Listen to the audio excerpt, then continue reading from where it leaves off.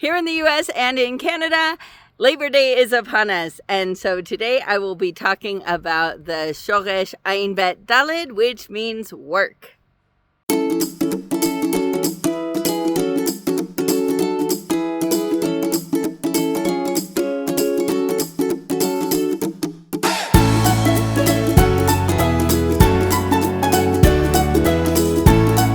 Shalom, everyone. Welcome back. I'm Sapir, and this is Hebrew Vocab Boost. Today, I'm talking about the shoresh Ayin Bet Dalet, which mostly has to do with some kind of work. Now, this shoresh exists in over 1,000 verses in the Tanakh. So I did not have time to go through them all, but hopefully I got a good enough sampling. So let's get to it. So our first word is a noun, eved. And you notice that it has two segels. And so that tells you that this is a segelet noun. And that means that the stress is on the second to last syllable. So eved, eved. And I found a handful of times where it had a different first vowel. It was aved instead of eved. But it is almost always eved in the singular and avadim in the plural.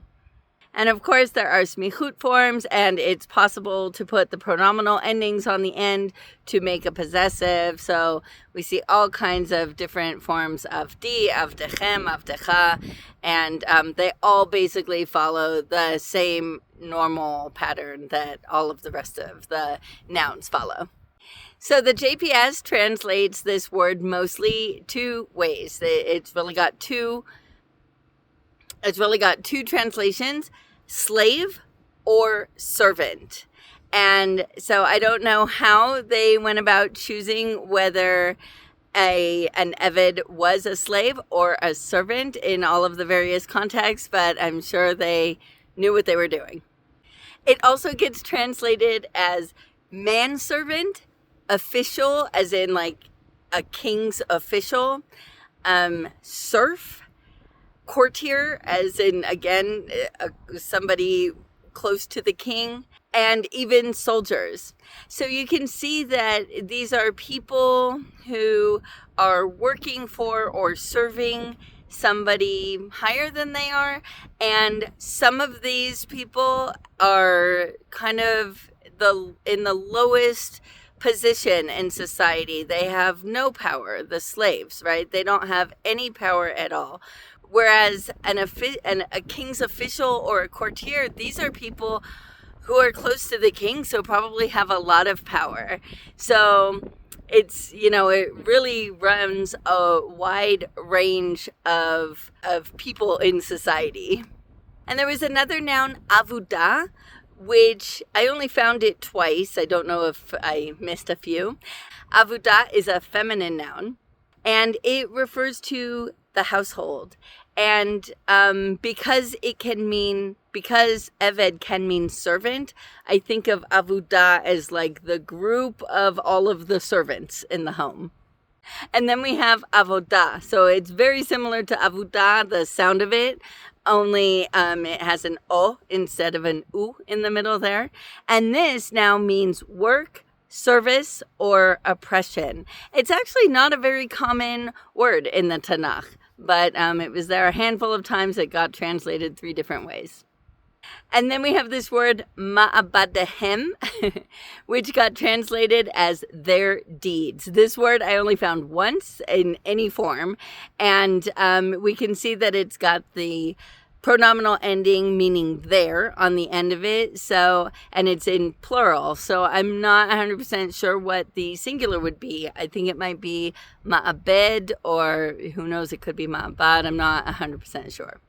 And there's actually quite a few verbs in the Tanakh. At first I thought there was only one because that's the one I saw the most, but no, there's pa'al, pi'el, hif'il, nif'al, and even pu'al. And there's even a hitpa'el verb, but that was found in the Aramaic section, so I'm not going to talk about it today.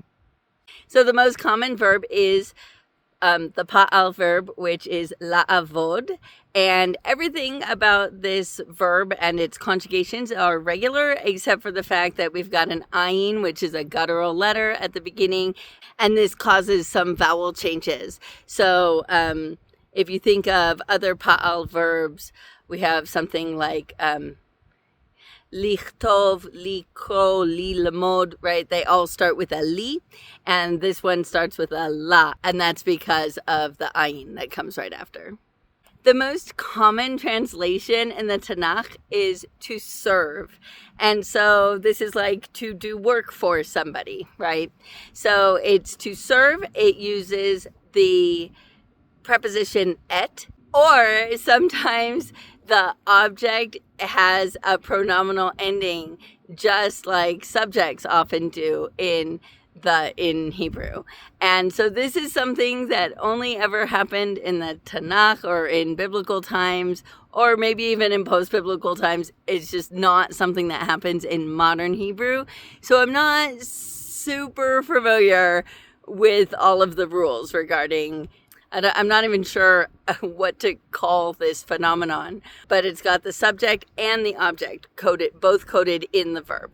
So here's a chart of all the pa'al verbs that I found with an object ending. And I'm not going to spend time on it because it's not really the focus of my video here. But you can basically see that the object is always the very last suffix, and the subject can either be a prefix or it can be the first suffix that is added on to the verb root. And some verbs have both a prefix and a suffix. If there is a suffix for the subject of this verb, you're going to add that suffix first, and then the object suffix comes afterwards if you have an object suffix. And so again, la'avod is basically usually translated as to serve, and it can also mean to worship. And if we think about if we are serving Hashem, we are also worshiping him. But its very first meaning, and this meaning also is found throughout the whole Tanakh, is to till or to cultivate. It's like tilling the soil. You're working the soil. All right, nif'al is a binyan that can often stand on its own as an active verb. It also has a purpose as the passive form of a pa'al verb.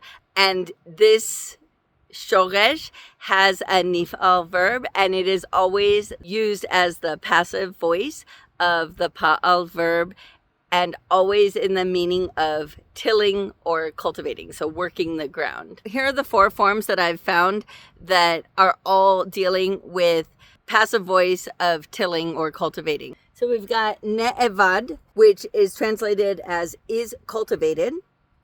We've got ne'evadatam, which is translated you shall be tilled. We've got te'aved, which is she shall be tilled, and it's not really she, it's just a feminine noun. It's referring to ha'aretz, which is a feminine noun.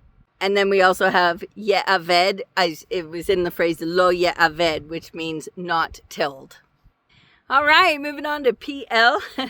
I only found one PL verb, and it was ya'aved, and it translated as he obliged, meaning he was forcing someone else to worship Hashem. So, ya'aved.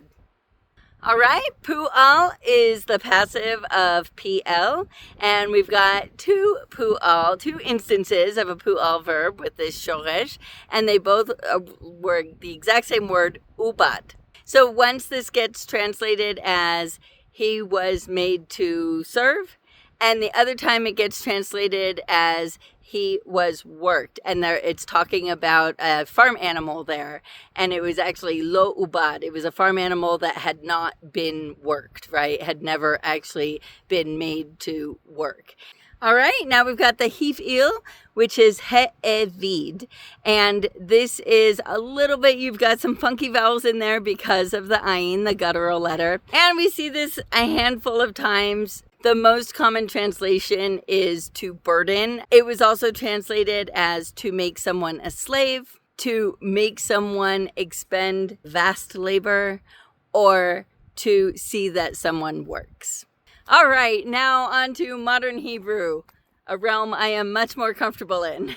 So first we have the verb, the pa'al verb, la'avod. It works exactly the same as it did in biblical Hebrew, except that, of course, we never put the object suffixes on there. It means to work, and it means this in two of the same senses that we have in English. So working as in doing tasks either for money or just doing tasks that need to get done, or, having employment.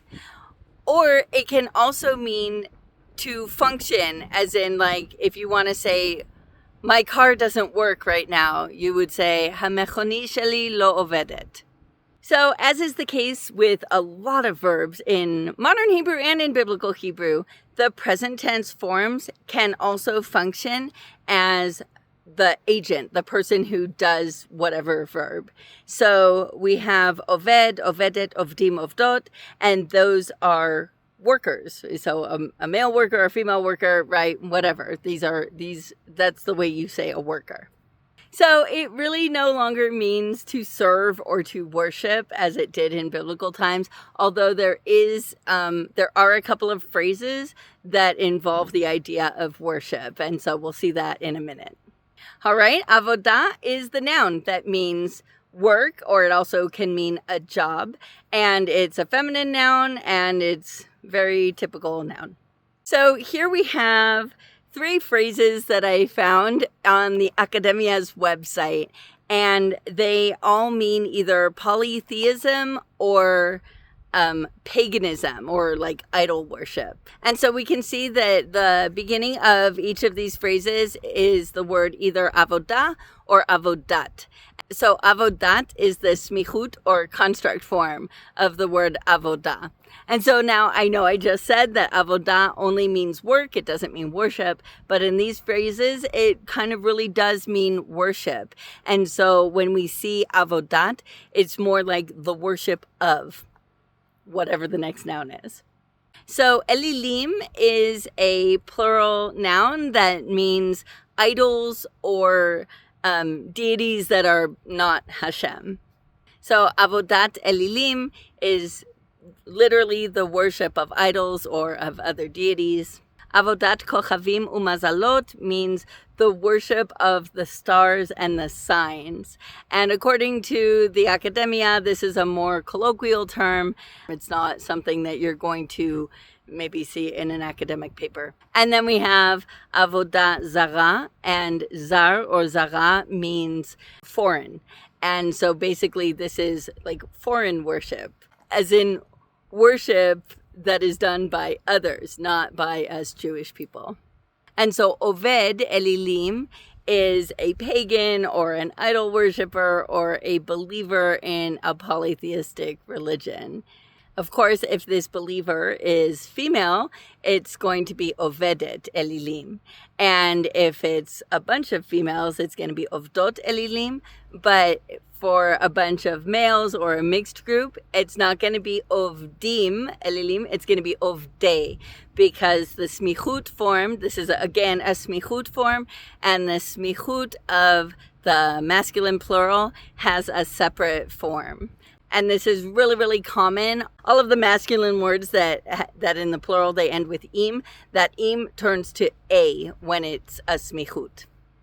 Avodat doctor or avodat mechkar means a doctoral dissertation. So doctor means a doctor, like as in a PhD. It's not a medical doctor that has its own separate shoresh. So doctor, we can hear it's a loan word. And then we also have the word mechkar, and that means research. So this is the work of research or the work of a PhD. So it's their dissertation. Avodat nemalim is another colloquial phrase, and this means some long and tedious task that requires a lot of attention to detail. And it literally means the work of ants, the little insects, right? Because if you think of their little tasks that they're always doing, it's long and tedious and takes all day. And one of my favorite words, because it applies to me, is oved atzma'i or ovedet atzma'it. And this means an independent contractor or a self-employed person. And it's because atzma'i means independent. And so this is somebody who is not employed by somebody else. They work independently. Woo! That was a lot of words related to the pa'al verb. Now we're moving on to PL, and we have le'abed, which means to work on something or to process. And I think processing is the more common meaning of it. We can see this is a very modern concept, processing, and it's very common in the field of computers. Ibud is the shem peula, the verbal noun, and it means processing as in the act of processing something. And just like with the pa'al verb, the present tense forms of this PL verb can also be used as the agent. So we have me'abed, which means a processor, and this can often be, I've always only seen this as a device that processes something, not a person. So me'abed za'ir is a microprocessor in a computer because, we know that micro means small and za'ir means small, it means tiny. And so, of course, computers,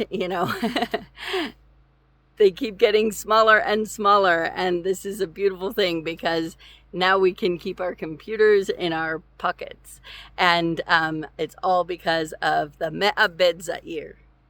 And a me'abed tamlilim is a word processor like Word or WordPerfect, or I really am struggling to think of any other word processors that are still out there. And the word tamlilim comes from the shoresh mem lamed lamed, which is the basis of the word milah, which also means word.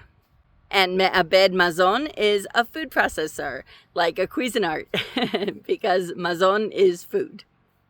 All right, so we also have still a hif'il verb, leha'avid, and this means to make someone work or allow them to work in some capacity. So you can either be forcing someone to work, or you can be enslaving somebody, or it can be much more benign and it can mean to employ, right? To give somebody a job.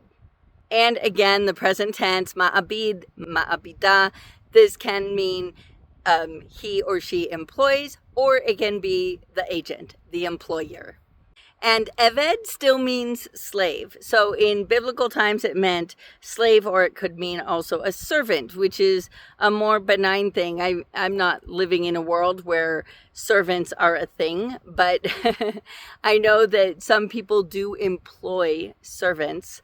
And so this is not anything ugly the way slavery is. But nowadays, the meaning of servant has completely dropped. And so eved only means slave. But it can also be used more figuratively, very much the way we use it in English, to say like you're addicted or you're kind of tied to something. Sometimes I feel like I am a slave to YouTube. So something like that. And avdut means slavery. So this is a feminine noun, and it follows a really common pattern of the shuruk and then the taf at the end, meaning kind of an institution or the practice of doing something. All right, ma'abada is a lab, a laboratory. So this, I think of it as the place where scientists do their work. And you might notice that there is a schwa under the ayin. And so you might think, okay, ayin is silent and schwa is silent. And so is this like ma'bada? But it's not. You have to actually account for that ayin. And so it usually sounds more like me'abada or ma'abada. And of course, everybody's always speaking so fast. It's really hard to really get a sense of what vowel they're putting with that mem. But ma'abada is basically how I always say it. And so the ayin really sounds like it has an a vowel under it. But of course, we see that we don't write it that way. Of course, for adults, we don't write with nikud at all. But if you do write with nikud, you got to write it with the schwa. All right, uvda is a feminine word that means fact. And this is the only one that I struggle to see the relationship between this and the concept of work. But fact, I mean, it's kind of a weird word. Like, what is it related to at all?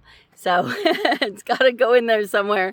So it's in there with the word, with the concept of work, uvda, fact. All right, that's it for now. Now you know all kinds of words related to the idea of work. And I know I tried so hard. I didn't get this video out in time. Labor Day weekend is already in full swing. So I hope if you have a long weekend, I hope you are enjoying it. And I hope that you will remember and appreciate all of the work that other people do that make your life easier and more pleasant. As always, if you have any questions or feedback, please leave it in the comments. Hit like if you enjoyed this video and subscribe and hit the notification bell if you want to see more. Lehitraot pa'am abaa. See you next time.